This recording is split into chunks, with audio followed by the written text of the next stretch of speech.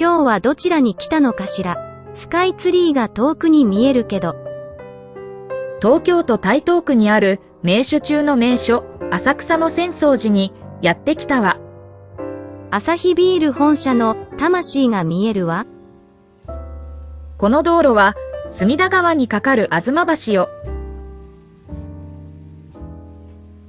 雷門から歩き始めます。雷門を寄進されたのは、松下電器の創業者、松下幸之助さん。昔から建ってるわけじゃないのね。江戸末期に焼失して95年間再建されなかったの。祈祷のお礼に協力依頼を受けたとき、自分の名前は伏せてほしいって。粋ね。それでは、仲見世通りに入りましょう。わーい。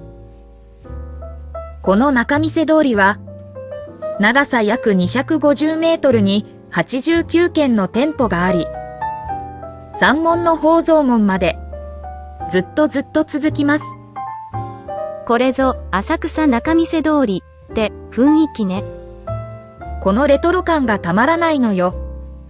明治時代はレンガ造りの洋風通り、関東大震災の被災後は朱塗りの通りになり、戦時の東京大空襲にて壊滅後、昭和60年に現在の姿になりました。割と多くの回数、通りの姿が変わってきたのね。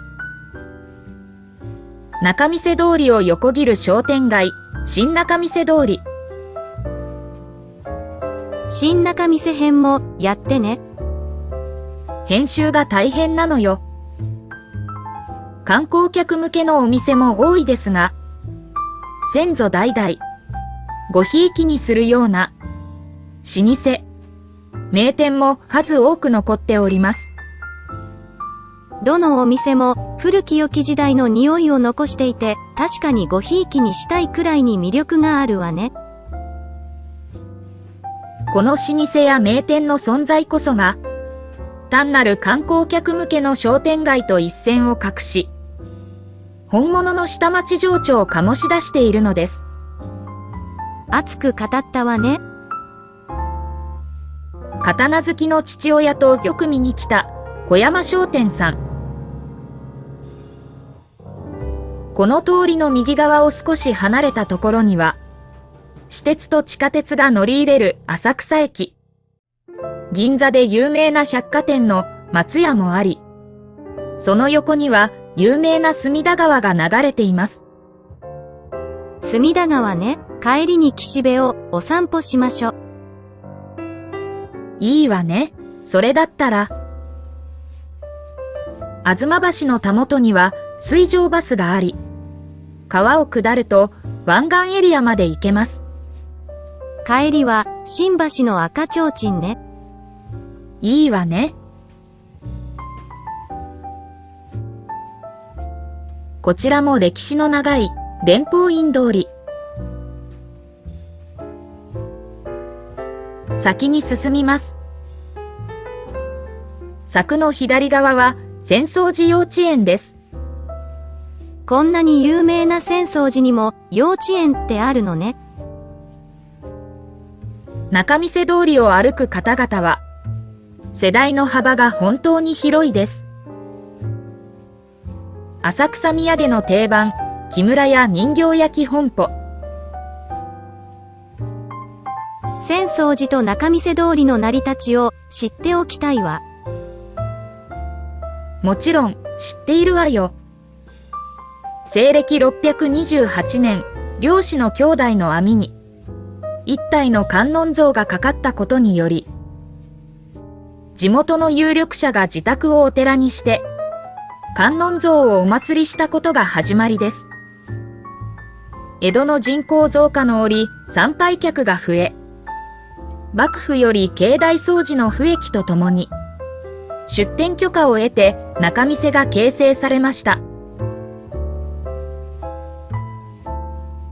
宝蔵門前に到着しました。とても立派な門構えね。宝蔵門はその昔仁王門と呼ばれていました。戦災により消失したため、時報を収める宝蔵門として再建されました。境内の中庭に着きました。なんて素敵な景観なの？賑やかな参道の最奥で静かに佇む気品あふれる本堂に感動するわね。素敵な景観よね。どっしりと中央に構える本堂は、遠目からも重厚感があります。浅草寺のおみくじは、ある吉凶が多く出ることで有名です。浅草寺へお参りの際には、おみくじを引いて運勢確認も良いでしょう。体の悪いところに煙を当てるのよね。本堂の前に到着しました。宝蔵門越しに見えるスカイツリー。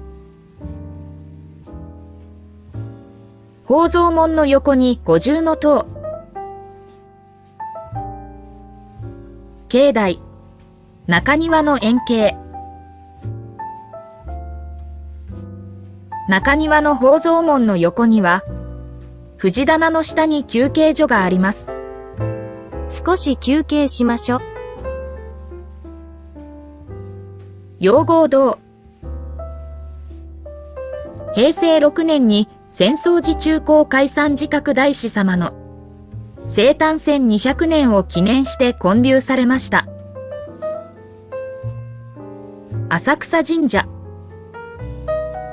神仏分離令により三社明神社と改め今に至る。三社祭りの三社はその名残。仲見世の裏通り。少し寂しいわね。すき焼きで有名な今半さんの別館です。週末は裏通りも大変にぎわいます。それでは伝法院通りから雷門へ帰りましょう。浅草寺と仲見世通りの魅力は伝わったかしら。観光地としてにぎわう商店街の理由が分かったわ。次回の浅草動画は新仲見世通りがいいわね。楽しみね。チャンネル登録をよろしくお願いいたします。